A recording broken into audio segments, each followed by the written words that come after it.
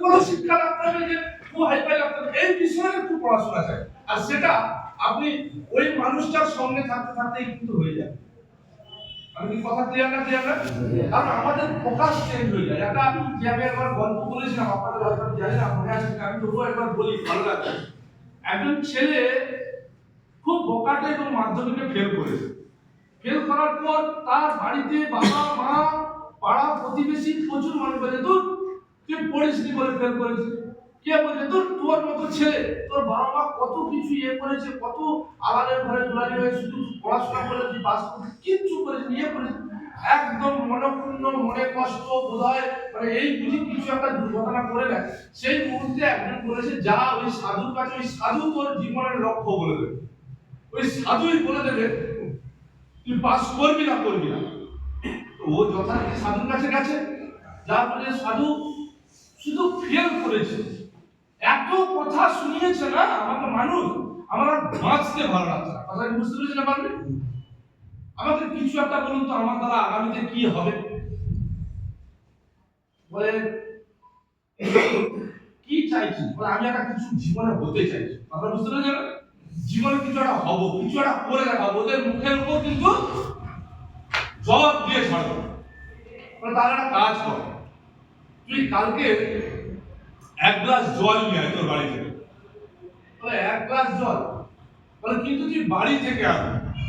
বাড়ি থেকে 1 কিলোমিটার কি করে আসবি? বলে বাড়ির জল বাড়ি থেকে, বাড়ির পুকুর থেকে তুলে তুই আনবি, কিন্তু একটা জিনিস, গ্লাসটা ভর্তি করবি, একদম টিপটপ ভর্তি, এক ফোঁটা জল একটু পড়বি না। এক ফোঁটা জল পড়লে সাকসেসের প্রবলেম হয়ে যাবে, বুঝতে পারলে? ওইখানে কিন্তু মন্ত্র লুকিয়ে থাকবে। ঠিক আছে বাবা, কোনো ব্যাপার না। এবার আমাদের ঋষি মশাই কি করেছে, সকালবেলা যেহেতু স্নান করেছে, জল নিয়ে আসতে বলা হয়েছে, তো স্নান করার পর যখন ঋষি মশাই 4-5 জন শিষ্যকে পাঠিয়ে দিয়েছে লুকিয়ে লুকিয়ে তাকে ফলো করার জন্য। তো যখনই জল নিয়ে ও আসছে, এসে আস্তে আস্তে ঋষি মশাইয়ের কাছে পৌঁছে গেছে, এসে বলছে নিয়ে আসছি ঋষি মশাই। কি কষ্ট করে নিয়েছি জানেন, কি কনসেন্ট্রেট হয়ে নিয়েছি জানেন, এক ফোঁটাও জল ফেলেনি। আমরা বুঝতে পারি যখন বলে, কেন তুই যখন ঘর থেকে বেরিয়েছিস তোর বাবা মা কিছু বলেনি?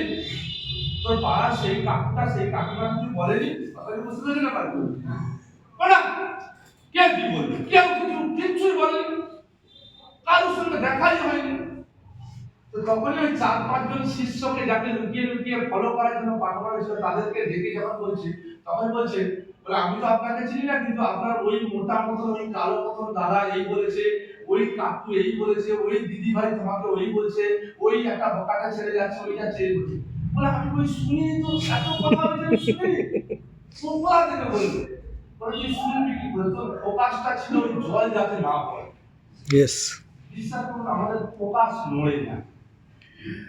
লাইফে আমরা হতে চাই অনেক কিছু, কিন্তু সিম্পল কিছু, মানে বলে না, অনেক মানুষের অনেক ভালো গুণ আছে, আপনারা